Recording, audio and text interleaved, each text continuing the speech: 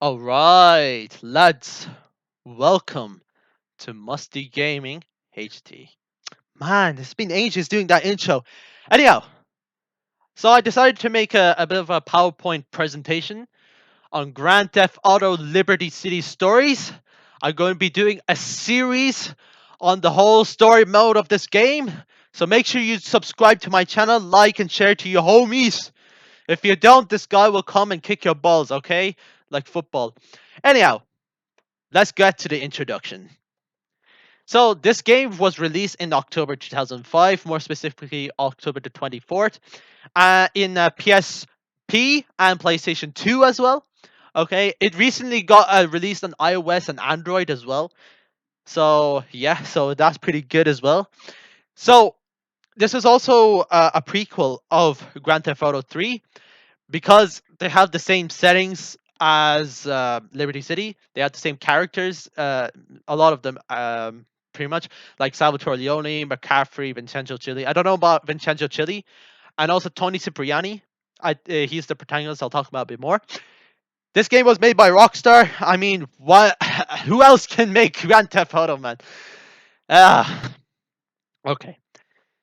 So, just for those who don't know Grand Theft Auto, if you don't know Grand Theft Auto, you must be living in a cave, pretty much. It's an action adventure third person game. What is third person?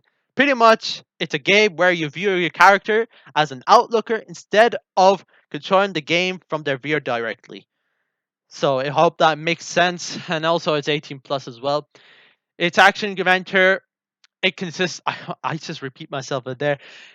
It's where you steal cars, you shoot people. You could. It's literally a do whatever you want game, pretty much. If you're not doing a story mode, pretty much. So that's what Grand Theft Auto is all about, in a nutshell. So I need to explain that for those who don't know what Grand Theft Auto is. It's a game, not something else. So who is the protagonist in the storyline? So this geezer-looking chap right here, the one with the so-called a bit of a 5 o'clock shadow, I guess. His name is Tony Cipriani. He's the Italian American mobster. He works for Salvatore Leone, and his mafia gang is called the Leone. And pretty much they wear like black suit and things like that. That's their dress code, pretty much. So in the story, he comes to Liberty City after killing someone who's a made man. So what is a made man? Pretty much recruited a gangster for the mafia. Pretty much someone who is officially employed as the mafia, if you put it this way. So Tony killed a made man from the rival mafia. I think it was the Sindaccos or the Firellis. It's still uncertain. So he kills somebody abroad, and he comes back to Liberty City after 4 years. Okay, and it was set in 1998 in Liberty City in game time.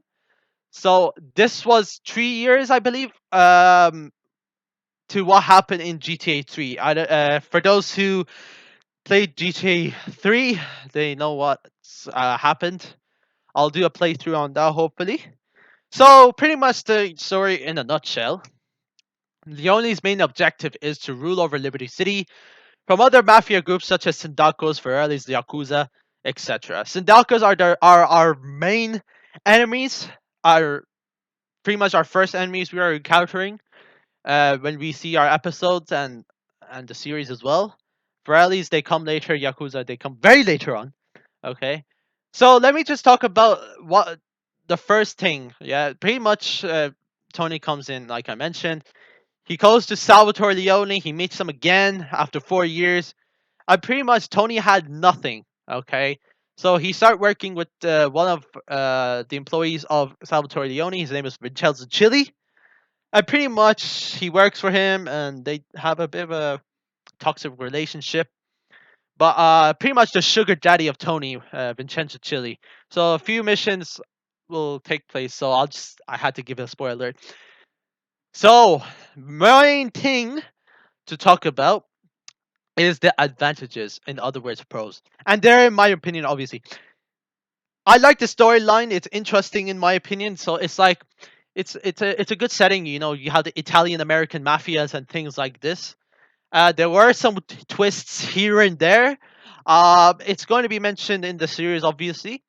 And also, if any of you who played GTA 3, yeah, you might like this because you know the characters and you know the setting as well, and it's because it's the prequel, yeah. Hidden packages. Now, this bit I need to talk about that in the special episode. Pretty much, there's hidden packages. It's pretty much, how do I explain it? A package shaped into a devil sign. Yeah. If you get there's 100 of them in the entire map, and if you get a lot of them, you unlock weapons which are nearby your house, pretty much. So say if you get 20 hidden packages, you will have a baseball bat, a pistol, and a shotgun near your house, so you could get it once you come out. So it's convenient. Also, cheats are very easy in this game. I've managed to learn them off by heart, but unfortunately, I won't be doing cheats in this series just to challenge myself. Obviously, you cannot. There's another mission. You can unlock cars that can spawn near your safe house. There's two missions that are really cool as well. There's the Avenging Angels mission, and also there is the Love Media mission. So basically, if you uh, complete these two missions, there's a car will be parked, like vehicles, not just car. There's vehicles will be spawned near your house, so you could conveniently get the car and escape from your safe house, pretty much, instead of just going outside finding a car to steal. So, yeah. Also, very important point for the newbies, in other words. The missions are pretty easy, yeah, compared to the other games like San Andreas and things like that. The missions are quite hard here and there, but there's only few, in my opinion, like four hard missions and things like that. There's one mission where you have to run over some gangsters and things like that. I'll talk about a bit more in one of my episodes. I think in yeah, I don't know which episode number. Now, this you see, Liberty City is not the best game. This is what I need to say. Yeah, you can't compare it to GTA 4. You cannot compare it to GTA 5. You cannot compare it to San Andreas. Not even Vice City. Okay, this game has a lot of cons, unfortunately, but it has pros. Yeah, you cannot fly airplanes, which is a bummer. All right, I believe I haven't tried this, but if you complete the whole game by 100%, I think there's a helicopter in Staunton Island in the south. A helicopter is unlocked, so you could fly there. So I think it's possible. I don't know. I think it's a conspiracy theory, or maybe it's true. I don't know. Number two is you cannot swim. As soon as you're in the water, you're dead. Okay, your life will deplete like crazy. Okay, there's no coming out. You literally sunk there like quicksand. The developers didn't bother their arse to get that sorted. Maybe it's understandable because this was on PSP. It had low memory, otherwise it'd be too much memory. Number three is very few gun shops. Okay, um, compared to like San Andreas or Five or other games, there's a lot of variety of gun shops and things like that. But unfortunately, there's only three gun shops in the entire game. Two in Staunton Island and one in Portland, and none in Shortside Vale. There's three islands, by the way, just so you know. And also, there's little content to the other GTA games. I'm not saying it doesn't have content, but it has some content, but not a lot compared to the other GTA games. For example, like in San Andreas, you could go to bars, you could go to restaurants, you could have a girlfriend, and you could do like racing. But no, GTA Liberty has that. But there's a lot of mini games and things like that in San Andreas and Five and things like that. Whereas in Liberty City, there's only pay and spray, 8 ball bomb shop, and ammunition. That's it. So you kind of go to like Cluck and Bells and things like that. What they have is just a heart sign where you can replenish your health, pretty much. Whereas in San Andreas, you have to go to a restaurant to replenish your health. Pretty much eat food there. So I mean, what else you do? So the plan going forward is going to be played on the PC, double P double S double P emulator on the PSP. I think I mentioned this in the intro slide. So every Friday, I think day after tomorrow, I'm going to be posting an episode, which is every Friday. I think I said this a few seconds ago. So I'm going to be doing 7 missions because there are 70 missions in the entire game. No, I think 69. I think I'm in 69 or 70. I don't know. But there will be approximately 10 episodes. Okay, maybe 11, maybe 9, or something like that. Somewhere around there. I cannot say for certain. Sometimes I do 6. Sometimes I do 8. Sometimes I have to complete the whole game.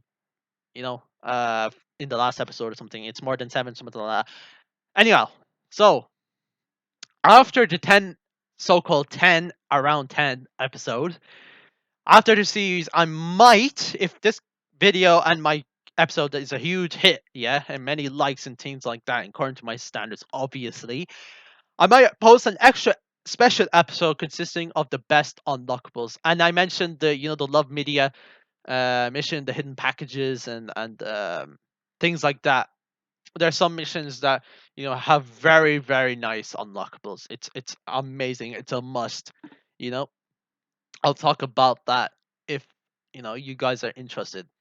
So overall, with GTA Liberty City, it's not the best game, but it's still a good game. It's underrated by some people, including myself. Some people might disagree, but I don't care about their opinion. But it has some pros, it has some cons, but you will enjoy it. Yeah, it's a good nostalgia. It's a good storyline. I do recommend playing this game just to try something new. You're very used to playing GTA 5, San Andreas 4. Just to take a time off to play the other games. So that's why I'm doing Liberty City, because it's not the best game. I'm saving the best GTA games from later on, so I get more views. Ha ha ha. I don't know. Anyhow, I think that's enough rambling. I'm gonna post episode 1 on Friday, hopefully. Hope you guys enjoy, and I hope you guys have a very nice day.